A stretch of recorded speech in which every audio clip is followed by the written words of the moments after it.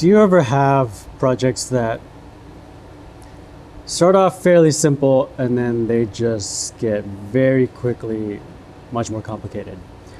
That's what this project is. And actually, that's what a lot of my projects are. This one was a fairly straightforward custom order. They wanted somewhat of a sandmite boning knife with a wooden handle, kind of classic. Not too much flair or flash or anything crazy like that. You know, fairly simple-ish. I had an idea for the handle going in, and it was going to be straightforward, easy. And then I was like, you know, this knife would look really good with a steel guard. And that about quadrupled the amount of time that went into this project. All because I decided it would look cool. I mean, it does look cool. So sometimes in my head, I have this debate where I want to make cool shit, except I know in my head, the cost versus benefit of the time involved to do that cool shit doesn't always work out financially. I mean, that's this whole job in a nutshell, is you got to do stuff that's uncomfortable, and a lot of times it doesn't directly pay itself for the time involved. For example, this knife, I could have done an easy composite front guard with the wooden handle, all integrated in one piece. You grind as one piece, you finish as one piece. Would have been done last week. But I had a vision in my head that this knife would look really nice, and it needed a steel guard with nice shiny chamfers and a nice museum fit at the front. You know, inspired by like a lot of the ABS style knives. Like Mike Quisenberry, for example, does really cool integral knives with super crisp like lugs and like museum fits and nice fit and finish. And they're just classy and just, they're cool. And so I wanted to do that. So this knife is almost done. I'm about ready to glue it. It has a museum fit on the handle, meaning the handle is slightly raised and you get a little bit of a lip from the guard to the handle. Why do I do that? Why does anybody do that? One, bragging rights. It's cool. It's harder. It takes more time. Two is feel. I mean, it feels really cool. That little ridge doesn't get in your way or anything like that. It's just a nice little touch. And the three, I think the most important one, maybe the origin of this technique and whatnot, is over time, when the handle material swells and shrinks based on the temperature and humidity and whatever, it's not going to be at the same level as the steel. So if you ground this all flush and finished it, it'll be really nice and crisp day one. And then let's say you send it across the country to a completely different climate, and that customer is going to pick up the knife and they're going to feel this super sharp ridge right where the guard interfaces with the handle. And so this museum fit lets you kind of bypass that. No matter how much the handle swells and shrinks, it's always going to have this little lip right there, and it protects you from the sharp ridge of the guard. What other difficulty is involved in doing this kind of thing? Let's talk about shaping the guard and the handle and all the fit up and stuff involved. If I can get the handle off. Okay, there we go. Okay, so what are the difficulties with doing this kind of construction with like a steel bolster or guard and then separate handle?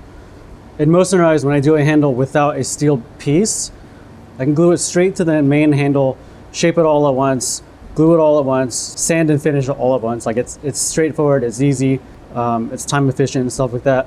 When I do a steel guard, because of the difference in materials and because of that museum fit, I do everything in separate sections. So like the guard has to be finished separately, the handle has to be finished separately, and then they come together. So that is a complete interruption of the order of operations. And so that in itself increases the time by like, I don't know, double. Physically, I don't have a mill, so I'm doing these fit-ups on steel pieces the old school way. Drill press, files, and a Dremel. So everything takes way, way longer to do the fit-up. On a composite bolster or a guard, I could do that handle fit-up in like an hour.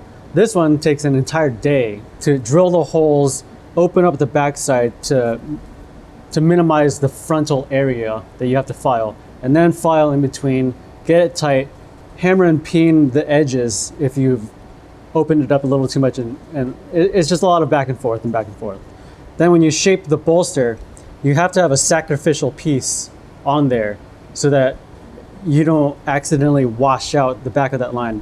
So if I just shape this guard by itself, it's going to be fairly crisp, but the back end towards these edges right here is all going to be washed out. It doesn't matter how good I am on the grinder, it doesn't matter how good I am with sandpaper and stuff like that. Naturally, this back edge is going to be washed out.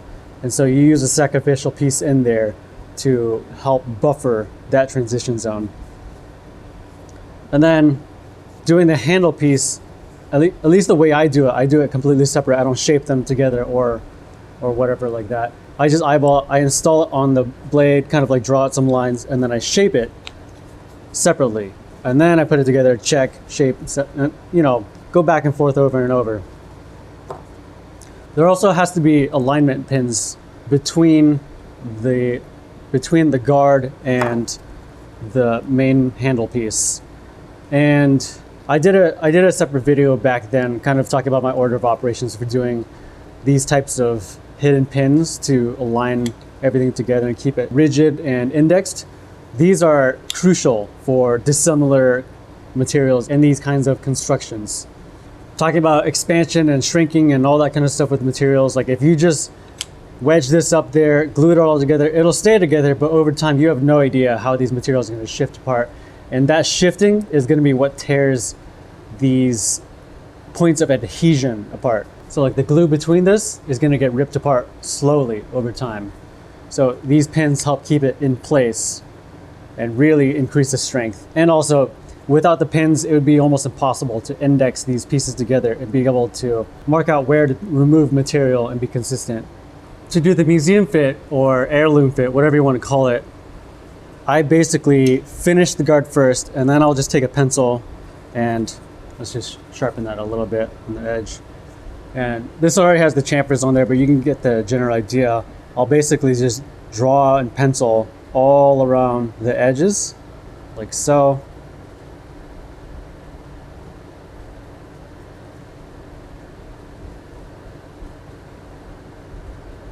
All around. And then when you take the handle off,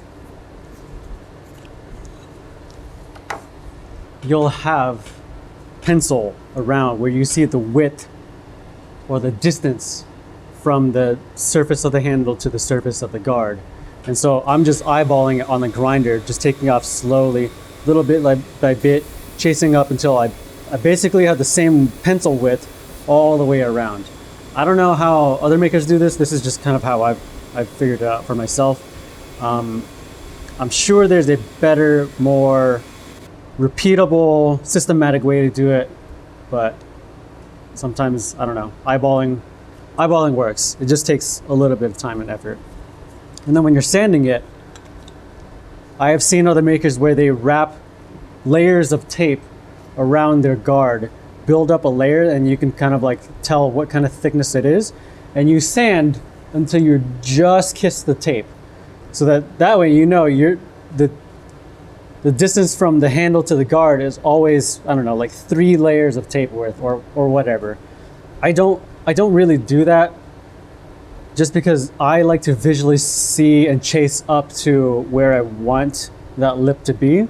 So I like the pencil method and basically just grind as close as I can to that so that there's minimal sanding after that. Hopefully that makes a little bit of sense.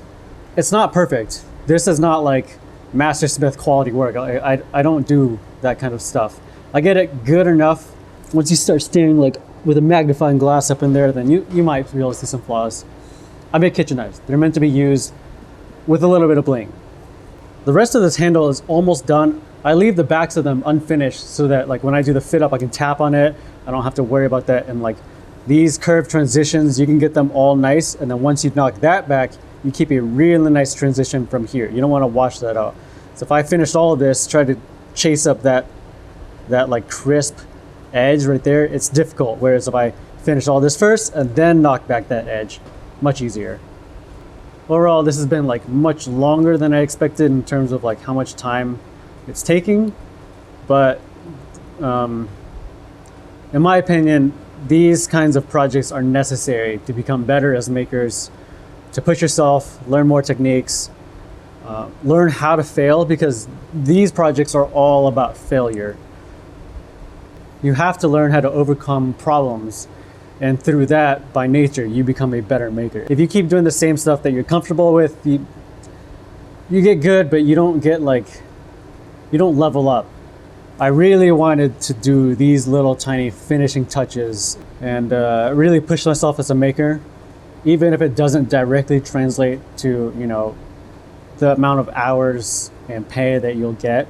But my philosophy is the better you get as a maker, it pushes you more. Your future work consistently gets better and better, and then you can start pushing the ceiling of your price point and whatnot. So I'm going to finish this up. It needs to get glued, and then the handle needs to get all finished out, sharpened, and then it's ready. Okay, and here is the finished knife. So it's kind of like a Sanmai with 52100 at the core, and Damascus on the outer layers. The Damascus is 1084 and 15920, and it's got a stainless guard, kind of like a satin finish, shiny chamfers, museum fit from the guard to the handle. You can see the little lip all around from the handle to the guard. It's just that little raised lip right there. So that's going to help with the changes in temperature and humidity and stuff like that. Just the wood changing dimension over time, and the steel not nearly as much. And the wood is Afzelia burl. It's kind of requested to do kind of a classic look, nothing too modern, no crazy facets. So there's just one facet right there that kind of transitions into the curve down here. So it's got a lot of that curled figure and stuff like that. Finished it to 2500 grit. Did a couple coats of True Oil, and I think it turned out nice. Overall, I'm really happy with how this knife turned out.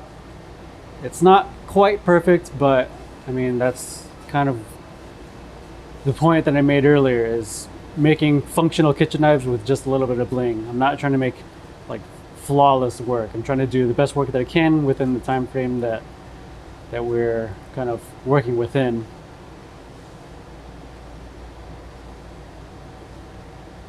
So I learned a lot making this knife. Learned a lot in terms of the forging the steel. The pattern is a little bit asymmetric, and that's just kind of how I forged it by hand. So that's something I'm gonna keep an eye out on in the future. And then as far as the fitment of the guard to the handle, it could be a little bit better. It's good, but it's not quite exactly where I would like it to be. I learned a lot as far as timing of the sacrificial spacer to fitting up the guard and shaping that transition, and then doing the final fit up to the handle. So ideally I'd have the sacrificial spacer be able to take on and off all the time, so I can go back and forth and adjust, whereas I only had it on there glued. Once you took it off, it was off. I really wanted it to have that steel guard, have the skinny lugs look, have that classic clean look to it, and it just took much longer than expected, but that's how these projects tend to go. I think it's important for projects like this, for projects like these, to go a little bit outside of your comfort zone. You learn a lot more. You learn kind of time frame, project management, troubleshooting, because these never go right. Not every project has to be insanely crazy. It's just with every single project that we do, we learn a little bit doing new processes and stuff like that.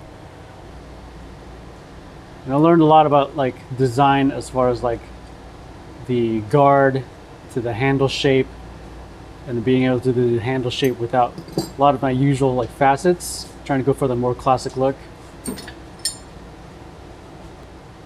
But overall, I'm really happy with how this knife turned out, and I think that's the point. Trying to do stuff that's outside of your comfort zone, learning a lot, and then doing better for the next one.